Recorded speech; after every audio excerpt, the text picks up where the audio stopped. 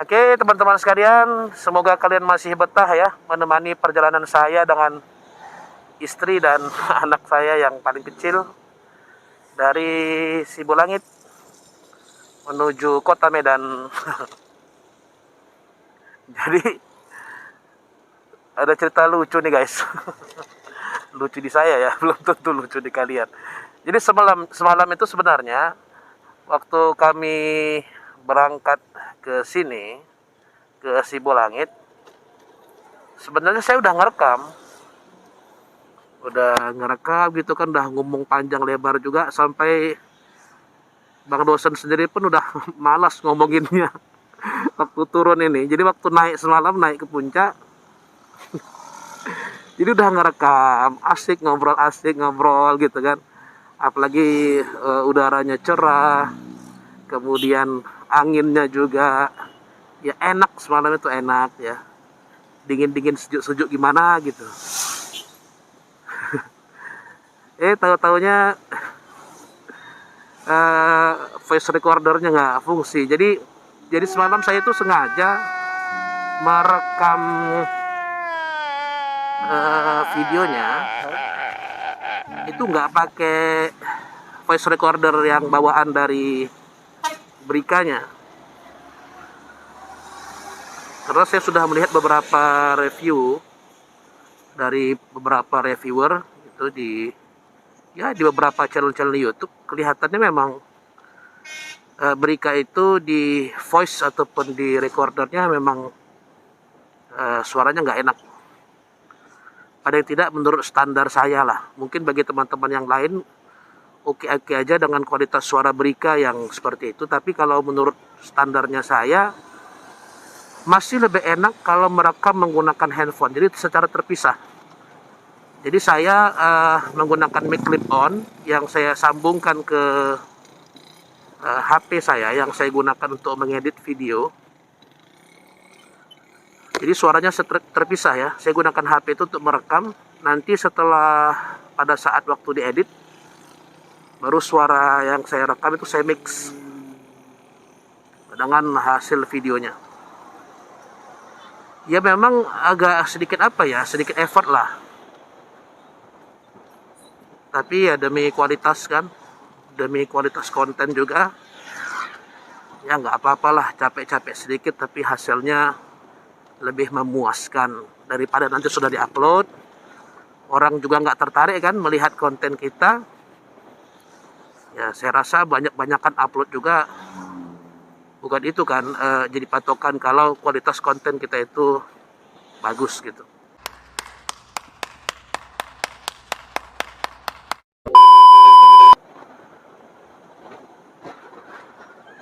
Oke guys, jadi by the way ini seperti yang saya katakan tadi, istri saya ikut. Gimana? Boleh? Cocok memang pakai intercom ya teman-teman sekalian. Jadi saya bisa ngobrol dengan istri, nggak perlu jerit-jerit. Jadi seperti yang saya sebut tadi di awal, saya kan berangkat ini kemarin dengan istri dan pulang juga dengan istri dan anak saya yang paling kecil itu di belakang dibonceng.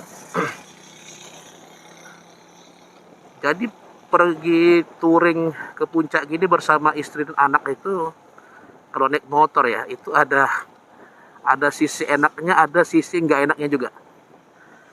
Kita mulai dari sisi nggak enaknya dulu ya. Jadi dari sisi nggak enaknya, kita nggak bisa kenceng. Ya, apalagi kalau walaupun jalannya itu kadang ya bisa motong kayak gini, ini alarm otomatisnya ada. Kalau misalnya kita motong, langsung alarm otomatisnya berbunyi, yaitu cubitan si istri. Aduh. Jadi suara alarmnya suara kita, gitu. Teman-teman dengar nggak suara istri saya di belakang tadi? Sayang, jangan pecicilan kali katanya. Nah itu dia. Jadi kita nggak bisa speeding ya teman-teman sekalian. Padahal ya kalau menurut kita yang ya lumayan rutin bawa motor, memang udah saatnya motong kan. Cuman ya insting seorang istri itu, bukan insting sih, lebih tepatnya karena sayangnya seorang istri kepada suaminya, Cile, membuat dia ini udah kena cubit nih guys. Udah kena cubit barusan. Jadi karena instingnya seorang istri yang sayang suami itu ya, sebenarnya itu sih sebabnya juga. Satu sisi yang nggak enak, nggak bisa speeding juga ya, nggak bisa motong, susah ya. Mungkin istri teman-teman mungkin beda.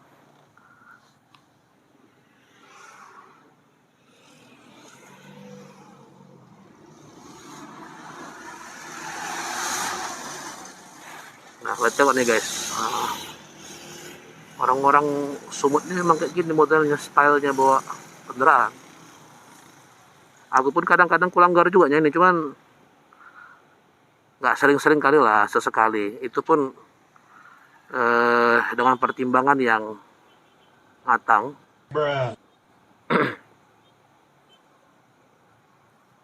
Inilah kenapa nggak enaknya jalan-jalan di weekend itu. Nggak syahdu. Jalannya pelan, nggak rame ya kan.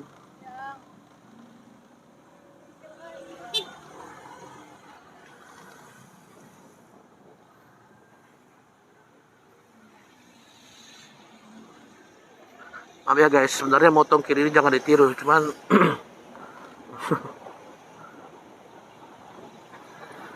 wow, warna ungu. Motornya warna ungu, manis sekali.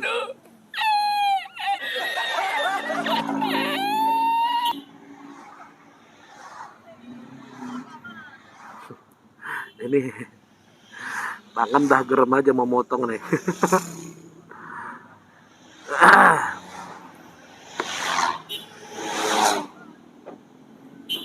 Tapi ya untung lah, walaupun macet, tapi karena kondisi kita sejuk ya, warna hijau di mana-mana ya, nggak sesuntuk kalau macet di kota lah.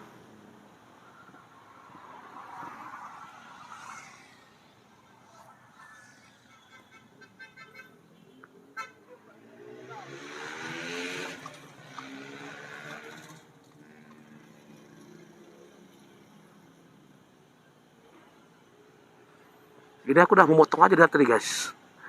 Udah bangun dah, siap ngegas aja nih. Nah, ini baru bisa motong. Motong ya Mi. Nah, abangnya ini baru camping kayaknya nih.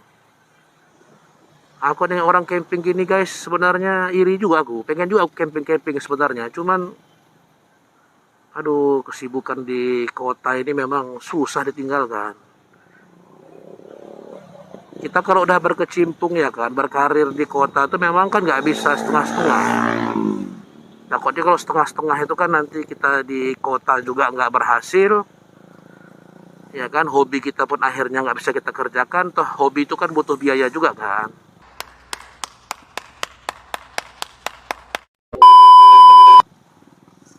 Tapi ya di satu sisi kadang-kadang kalau kita fokus mengejar karir, nggak nanggung-nanggung, ya terkadang ada yang harus kita korbankan lah. Itu hobi itu memang nggak bisa lah 100% kita lalui, apalagi yang hobi-hobi touring, hobi-hobi camping, yang hobi-hobi alam lah, terbuka begini ya. Susah sih kalau kita di satu sisi ngejar karir, di sisi lain pengen ya menekuni hobi.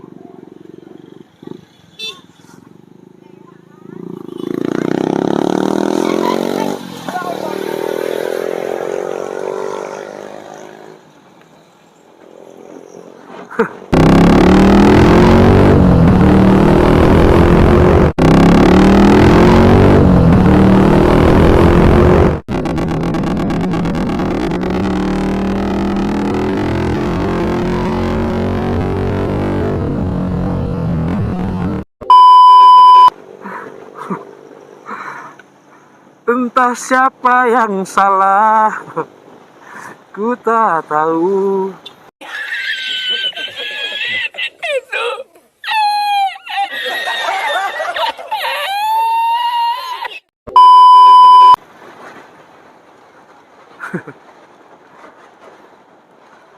Ngeri ya, ngeri, ngeri. Nah, ini dah lumayan lengang nih jalan. Asik nih. Oke, jadi kedua, kadang-kadang kalau bawa orang rumah dan anak itu nggak enaknya, ya rasa was-was itu lebih lebih apa ya, lebih besar. Kita mau motong, mau speeding juga. Kenapa nih?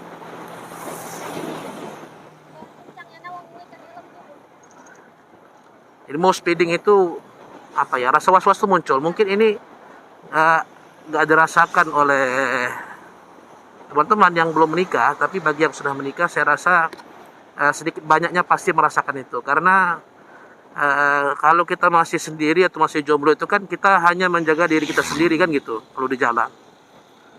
Tapi kalau di kendaraan ini kita sudah bawa istri, bawa anak, ya karena yang harus kita jaga itu juga rame kan, jadi pertimbangannya semakin gede.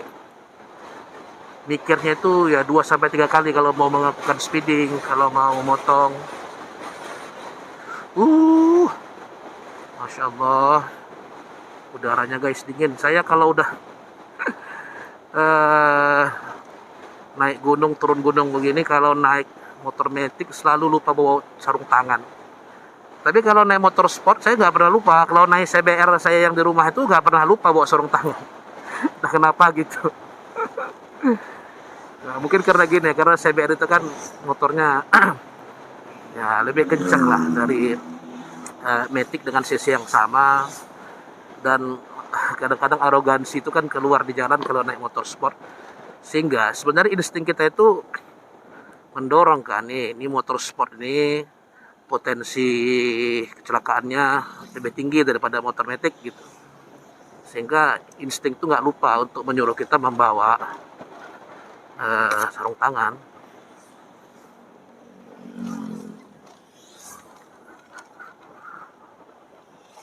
Enak kan guys jalannya, hijau-hijau, pegunungan. Ya sebenarnya yang kita lewati tadi itu ya gunung semua sebenarnya, cuman karena tertutup dengan rumah warga nggak kelihatan bagian gunungnya, pohon-pohon hijaunya, kemudian apa namanya, dataran yang curam ke bawah nggak kelihatan. Cuman ini daerah ini nanti rumah warga nggak ada, kecuali nanti di bagian bawah nanti bisa kelihatan guys, gunung-gunung yang indah, dataran yang curam, pohon-pohon yang hijau. Inilah kenapa saya suka gunung.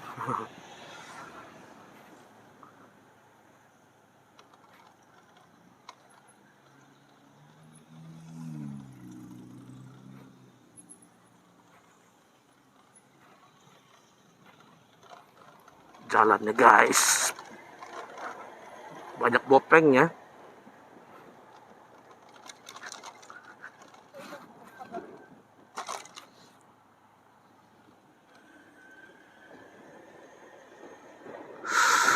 Jalannya guys, Masya Allah, asri, adem. Depan apa belakang? Gimana? Jalan depan apa belakang? Belakang juga boleh. Nanti beloknya di mana? Hah? Kalau dari jalan belakang beloknya dari mana? Sampai Sembah itu. Oke, ingatin nanti ya. Hah? Ingatin nanti, ingatin.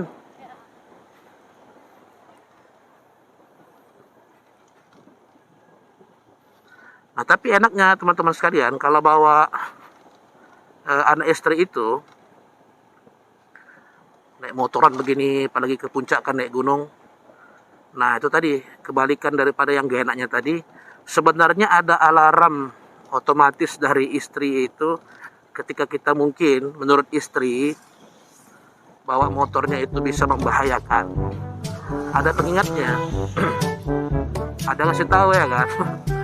Kalau kalian jomblo-jomblo sampai ngasih tahu, apalagi kan kawan di belakang pembalap juga nggak ada ngasih tahu. Dua-duanya sama-sama.